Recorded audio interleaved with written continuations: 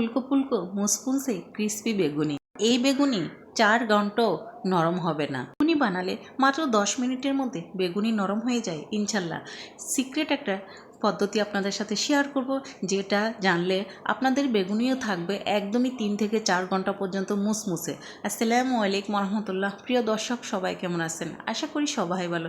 দর্শক, আজকে আপনাদের সাথে শেয়ার করব কীভাবে মুসমুসে বানাবেন।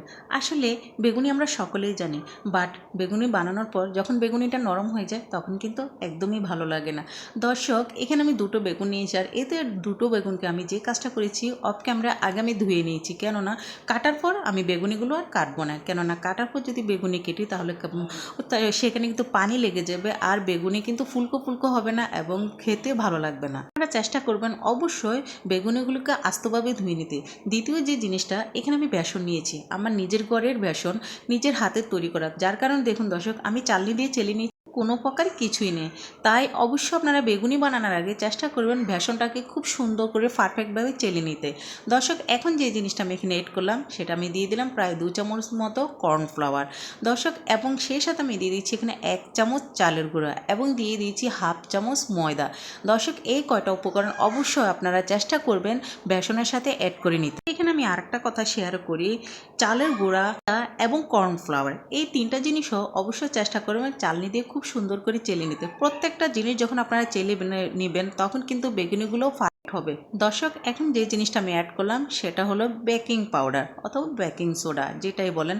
সো এখানে আমি হাফ চামচ বেকিং পাউডার ইউজ করেছি। এটা দেওয়ার উদ্দেশ্য হলো দর্শক একটু ফুলকো ফুলকো ভাবটা থাকার জন্য। আর এখানে দিয়ে দিলাম হালকা একটু গরম মশলা, সেই সাথে সামান্য একটু হলুদের গুঁড়া। আর কালারের জন্য অবশ্যই দর্শক এখানে আমি হালকা একটু কালার অ্যাড করব। দর্শক, এই কটা উপকরণকে এখন যে কাজটা করতে হবে খুব সুন্দর করে চামচের সাহায্যে মিশিয়ে নিতে হবে। যে জিনিসটা অ্যাড করলাম দর্শক, এটা হলো জিরা ধনিয়া গুঁড়া এবং দিয়ে দিচ্ছি স্বাদ মতো মরিচ। এখানে প্রায় আমি 2 চামচের মতো মরিচের গুঁড়া অ্যাড করেছি। দর্শক, আরেকটা কথা বলি, কিন্তু হালকা একটু ঝাল ঝাল হলে খেতে ভালোই লাগে, তাই আমি মরিচের পরিমাণটা একটু বাড়িয়ে দিলাম। সেই সাথে দিয়ে দিলাম হলুদের গুঁড়া এবং স্বাদ মতো লবণ, ব্যাস। আর কোনো কিছুই দরকার নেই। এই কয়টা উপকরণ দিয়ে কিন্তু পারফেক্টভাবে আমি আপনাদের সাথে আজকে বেগুনি শেয়ার করব।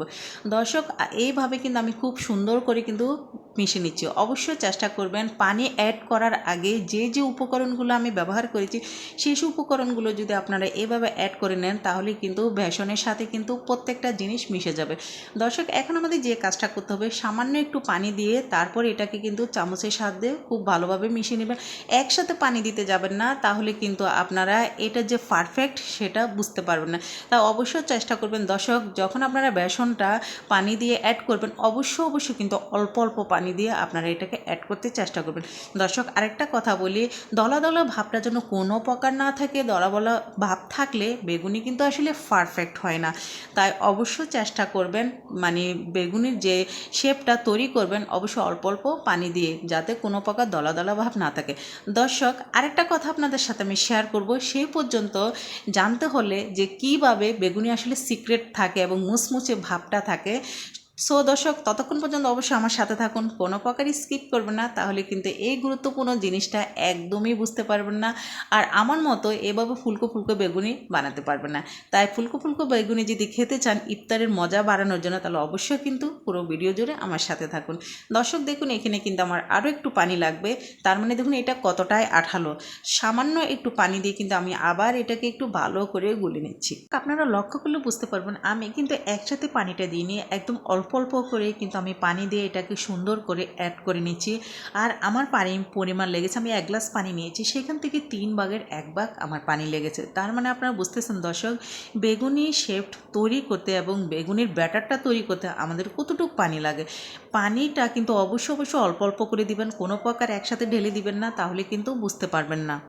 আরেকটা কথা আপনাদের সাথে শেয়ার করি, অনেকে বেগুনির ব্যাটার তৈরি করে এটা রেখে দেন, 1 ঘন্টা বা 1.5 ঘন্টা পরে আপনারা বেগুনিটা বানানো শুরু করেন। এটা কখনোই করতে যাবেন না, তাহলে কিন্তু বেগুনিগুলো পারফেক্ট হয় না। অল্প সময়ের মধ্যে কি হয়, এটা নরম হয়ে যায়। তাই চেষ্টা করবেন যখন বেগুনিটা বানাবেন মিনিমাম তার 10 থেকে 15 মিনিট আগে ব্যাটারটা তৈরি করতে, এবং তারপরে যাতে আপনারা বেগুনিগুলো বানাতে পারেন। এই তো দর্শক, দেখুন অলরেডি কিন্তু আমি শেপটা তো বেগুনির ব্যাটারটা আমার তৈরি করা শেষ। এখন আমি যে কাজটা কাজটা করব, আমি এখানে বেগুনটা কেটে নেব। দর্শক আমি কিন্তু এই বেগুন আস্তভাবে কেটে খুব সুন্দর করে শুকিয়ে নিয়েছি। এখন এই পর্যায়ে আমি কোনো প্রকার এখানে পানি ব্যবহার করব না। কেন করব না দর্শক? পানি যদি ব্যবহার করি তাহলে আমাদের বেগুনিগুলো সুন্দর হবে না। আর দর্শক দেখুন এই বেগুনগুলো একটুও কিন্তু পানি নেই। আর পানি ছাড়া যখন এরকমই আপনারা রাখবেন তখন কিন্তু বেগুনগুলো পারফেক্ট হবে। আর কাটাটা দেখুন আমি এভাবে কেটে নিয়েছি, আপনারা চাইলে আর একটু পাতলা করতে পারেন অথবা আর একটু মোটা করতে পারেন, বাট বেশি মোটা করলে কিন্তু এই বেগুনিটা হবে না, কাঁচা কাঁচা ভেতরে থেকে যাবে। তাই চেষ্টা করবেন একটু পাতলা হলে ভালো হয়। এখন যে কাজটা করব দর্শক, এটা হচ্ছে আমি হালকা একটু মরিচ আর লবণ দিয়ে এটাকে মেখে রাখবো। মেখে রাখার উদ্দেশ্য হলো দর্শক, এটা মেখে কখনো রেখে দিবেন না, পানি যেন বাহির না হয়।